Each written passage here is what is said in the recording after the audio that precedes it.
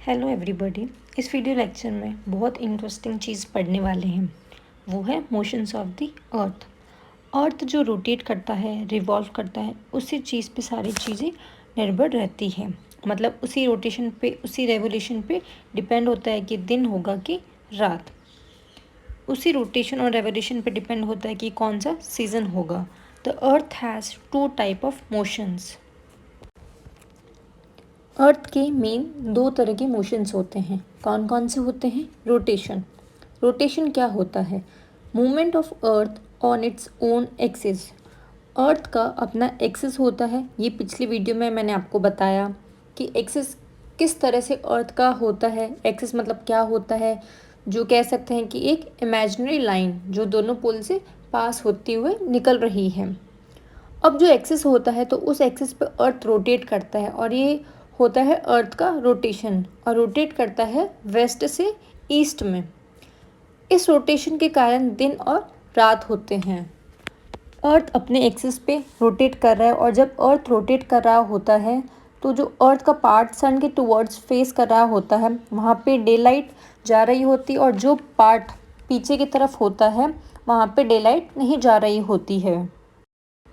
Rotation में देखा आपने, एक्सिस अपने ही एक्सिस में घूम रहा है अर्थ।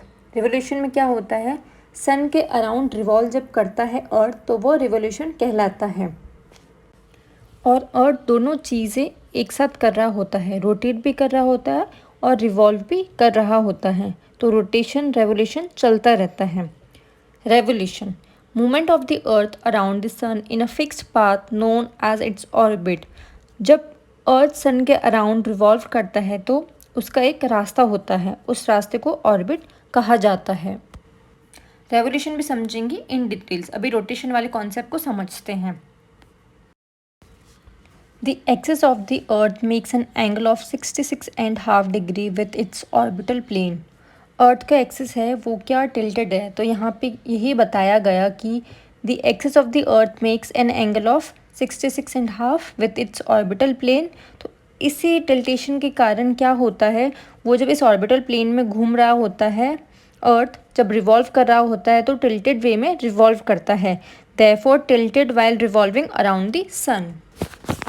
अब स्पेरिकल शेप है तो ये चीज़ समझना आप, शेप कैसा है? स्पेयर है। स्पेयर है तो उस कारण से क्या होता है, जब जिस तरफ से लाइट आ रही होगी लाइट, तो लाइट एक ही तरफ रहेगी सेमी स्पेयर में। सेमी सर्कल में क्या रहेगी? लाइट रहेगी। बाकी पीछे वाले हिस्से में क्या डेवलप हो जाएगा? डार्कनेस डेवलप हो जाएगी। Spherical shape of the earth. The portion facing the earth experience day while the other half away from the sun experience night। जैसे अभी समझाया था कि एक तरफ दिन रहेगा और एक तरफ रात रहेगी। आगे क्या? Circle of illumination. Circle of illumination भी बनता है। ये क्या चीज़ है? तो सर्कल ऑफ इल्यूमिनेशन क्या है? मतलब आधा दिन और आधी रात, तो वो सर्कल ऑफ इल्यूमिनेशन हो गया। The circle does not coincide with the axis. ये जो सर्कल ऑफ इल्यूमिनेशन बना है तो ये एक्सिस से कोइंसाइड नहीं करता है। नॉर्मली अगर टिल्टेशन नहीं होता तो बराबर आधा अंधेरा आधा उजाला रहता है, लेकिन ऐसा नहीं होता है। और इसी कारण से क्या होता है, समर्स और विंटर्स नॉर्दर्न हेमिस्फेयर और सदर्न हेमिस्फेयर में आगे पीछे होते हैं। मतलब ऐसा रहता है कि जब नॉर्थ में समर रहेंगे तो साउथ में क्या रहेगा? विंटर्स, और जब सदर्न हेमिस्फेयर में विंटर्स रहेंगे तो नॉर्दर्न हेमिस्फेयर में समर्स रहेंगे। Earth takes about 24 hours to complete one rotation around its axis. Earth जो है तो एक पूरा रोटेशन कंप्लीट करने में 24 आवर्स लेता है, और इसी कारण से 24 आवर्स में पूरा वन डे कंप्लीट होता है। ये पूरा रोटेशन कंप्लीट करता है अर्थ, उसे अर्थ डे कहा जाता है। What would happen if the earth did not rotate? तो इससे क्या होगा, जहाँ पे सनरेज है वहाँ पे सनरेज जाती ही रहेगी, तो वहाँ पे क्या होगा, वहाँ इस तरह से कुछ हालत हो जाएगी। एक्सट्रीम टेम्परेचर कंडीशन रहेगी, एक्सट्रीमली हॉट रहेगा।